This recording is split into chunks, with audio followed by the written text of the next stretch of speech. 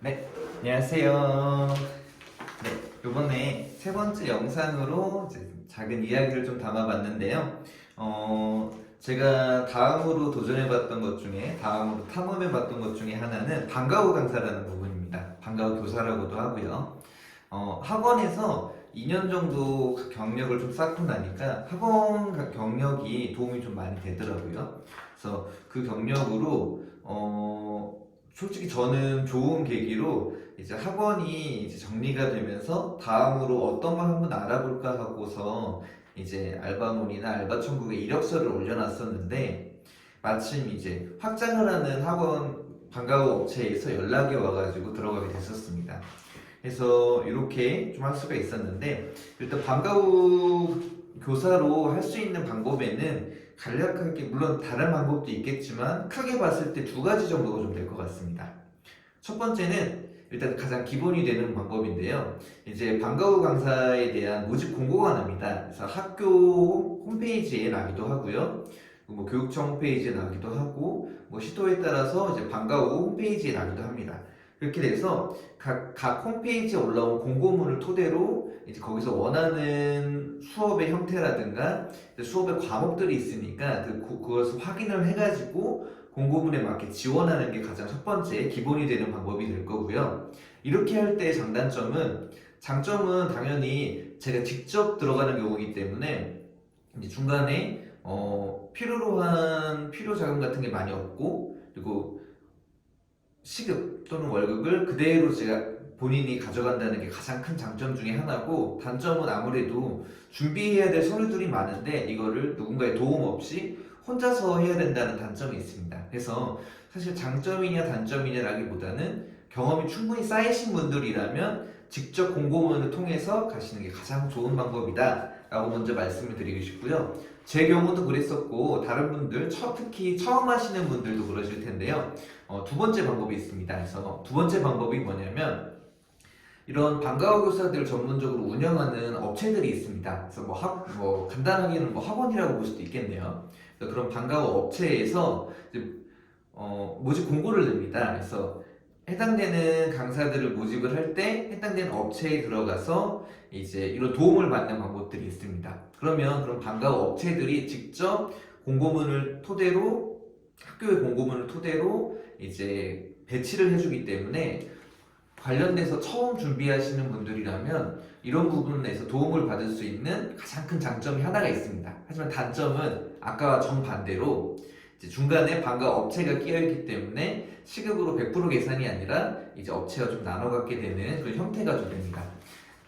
제가 들어갈 때의 경우에는 직접 방과후 계약을 할 때는 시급 3만 원, 그러니까 40분에서 50분 기준으로 3만 원으로 직접 들어가면 책정이 됐었고 학원 업체를 끼게 될 경우는 제 경우는 괜찮았는데 22,000원, 23,000원 정도가 됐었고 다른 방과후 강사님들을 봤을 때는 평균적으로 15,000원에서 2만 원 정도가 평균 정도가 됐었습니다.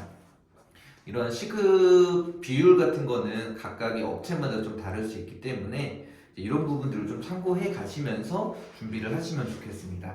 하지만 가장 큰 제일 좋은 장점 중에 하나는 이제 교육 관련된 일에서 가장 큰 장점은 그 시급이 한 타임당 계산이기 때문에 이제 뭐 초등학교냐 중학교냐 고등학교냐 뭐 이런 차이가 있을 수는 있겠지만 40분이기도 하고 50분이기도 해서 이제 이러한 타이밍 확실하게 잘 지켜진다라는 가장 큰 장점이 하나가 있습니다.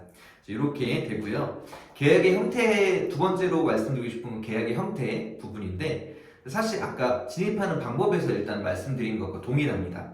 그래서 학교와 강사 간에 직접 다이렉트 계약하는 경우 그럼 공고문을 통해서 보는 경우가 되겠죠. 그리고 중간에 업체가 끼어 있는 경우가 있습니다.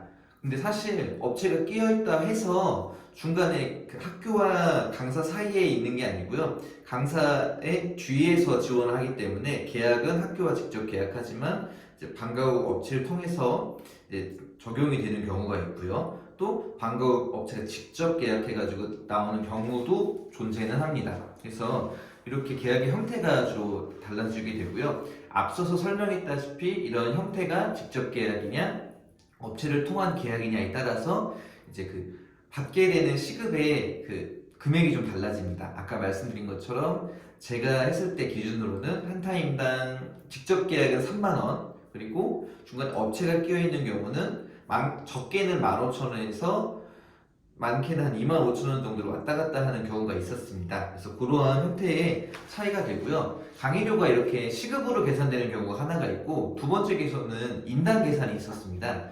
요즘은 어떤지 모르겠는데 인당 계산으로 하는 경우는 한 타임에 받을 수 있는 학생 수가 많은 방과후들이 좀 그런 걸 차지를 했었거든요. 그래서 뭐 댄스 스포츠라든가 이런 운동 같은 거 좀 강당에서 많은 인원들이 모이고 한 번에 강의를 하는 형태의 경우에서는 인당 계산으로 들어갔었습니다.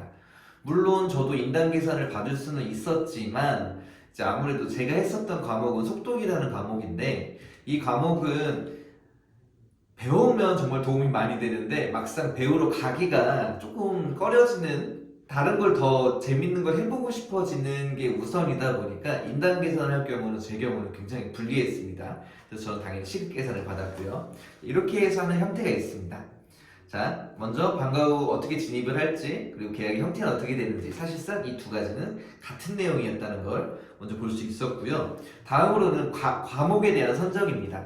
그래서 이것도 마찬가지로 두 가지를 말씀드리고 싶은데, 과목에 있어서 첫 번째는 당연히 내가 잘할 수 있고 내가 할 수 있는 과목으로 직접 이제 하는 경우가 있습니다. 마찬가지로 자격증이나 경력이 좀 필요하겠죠. 그 자격증이나 경력에서도 뭐 전문 자격, 방과후 강사에 대한 자격증, 그리고 뭐 학원 경력이나 방과후 경력 등 이러한 경력들을 토대로 내가 자신 있는 강의를 내가 짜가지고 직접 계약하는 형태가 첫 번째 형태가 되겠습니다. 두 번째로는 이제 아까 말씀드린 것처럼 계약의 형태 중에 방과후 업체에 소속이 되는 형태가 있었습니다. 그 경우에는 해당되는 업체가 맡고 있는 과목들에 배정이 되게 됐는데, 물론 처음부터 해당 업체에서 어떠한 과목의 선생님들을 필요로 하는지를 먼저 공고문을 냅니다. 그렇기 때문에 그 공고문을 보시고서 뭐 방과후 수학 강사를 뽑는지 방과후 과학 강사를 뽑는지 이런 형태를 보시고서 들어갈 수가 있는데, 결론적으로는 해당되는 소속된 업체에서 운영하는 방과후 과목을 배정을 받습니다. 그래서 이제 과목 같은 경우는 굉장히 다양하거든요. 제 경우만 해도 속독이라는 과목을 기본적으로 가르치지만 속독과 논술을 해가지고 NI 논술 속독으로 했었던 적도 있고요. 제가 해본 적은 없지만 중국어 속독이나 영어 속독 해가지고 중국어와 영어를 합쳐놓은 속독 방법으로 과목이 변경되는 형태도 있었습니다. 마찬가지로 뭐 피아노 수업도 중국어로 할 수도 있고 영어로 할 수도 있고 하면서 한 과목이지만 뻗어나갈 수 있는 가지수가 정말 다양하거든요. 그래서 해당되는 업체에서 제안해주는 강의 과목을 받아보는 것도 하나의 방법이 되겠습니다.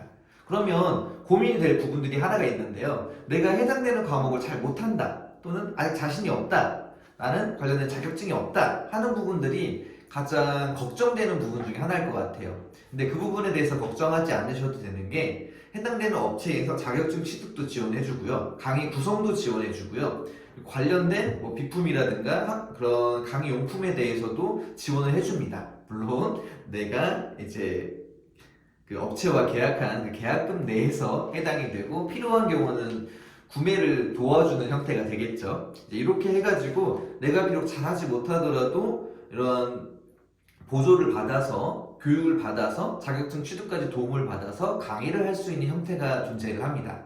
제 경우도 제가 과목을 3가지를 했는데, 속독, 교육마술, 그리고 하나는 속독과 교육마술을 일단 먼저 했고요. 그리고 지능개발과 관련된 교육을 했습니다. 브레인게임이라는 교육을 했었는데요.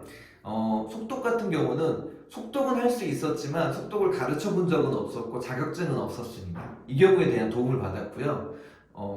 교육마술이나 브레인게임 같은 경우도 이제 제가 이 경우는 처음 접해보다 보니까 교육을 어떻게 하는지, 교재는 어떻게 되는지, 그리고 학교와 계약할 때 관련된 그 강의 계획서 이런 부분들에 대한 부분도 도움을 받고, 자격증도 도움을 받고 준비를 해가지고 강의를 했습니다. 그래서 사실 과목에 대해서는 걱정을 안 하셔도 됩니다. 내가 제일 자신 있는 강의였거나 또는 내가 부족하더라도 업체에서 도와주는 강의를 하시면 됩니다. 그래서 이렇게 준비를 할 수가 있기 때문에 방과 후 강의에 대한 처음 시작을 걱정하지 않으셔도 된다라는 점. 그리고 그러면 내가 준비를 해야 될 건 뭐냐? 당연히 이력서 준비해야 되고요. 그리고 강의 계획서 준비해야 됩니다. 강의 계획서는 직접 낼 때는 무조건 직접 짜야 되고, 그리고 업체에 소속되어 있는 경우에는 관련된 업체의 팀장님이라든가 이제 선임 강사분님들과 좀 도움을 받으시면서 강의를 작성을 할 수가 있습니다. 이런 부분들에 대해서만 준비를 하셔도 충분히 방과 후 강사를 시작하실 수가 있고요. 방과 후 강의를 하시면서 다양한 것들에 대한 추가적인 서류들도 있을 수 있습니다. 처음에 진입할 때 제 경우는 아까처럼 이력서, 강의 계획서, 주간, 연간, 월간 이렇게 냈었고요. 그리고 모집에 대한 서류도 냈었습니다. 왜냐면은 가정으로 가정통신문을 보내서 아이들이 이런 과목이 있으니 한번 지원하실 수 있게 자체적인 한 장에 모집 홍보 서류를 보낸 적도 있고, 통합 서류 내에 작은 꼭지 안에 넣어놓을 글들을 적는 경우도 있었기 때문에 그러한 경우는 해당되는 형태, 학교의 형태에 따라서 진행을 하시면 되겠습니다. 자, 오늘은 방과 후 강의를 어떻게 하면 진입할 수 있는지에 대한 처음에 최초 진입의 형태, 계약의 형태, 그리고 과목의 선정, 그리고 처음에 준비해야 될 서류들에 대해서 먼저 말씀을 드렸는데요. 그 이후에 방과 후 강사를 하면서 어떠한 일들이 있었는지, 어떠한 것들을 좀 준비를 해놓고 생각을 하면 좋을지에 대해서는 다음 영상에서 한번 이어서 준비를 해보도록 하겠습니다. 감사합니다.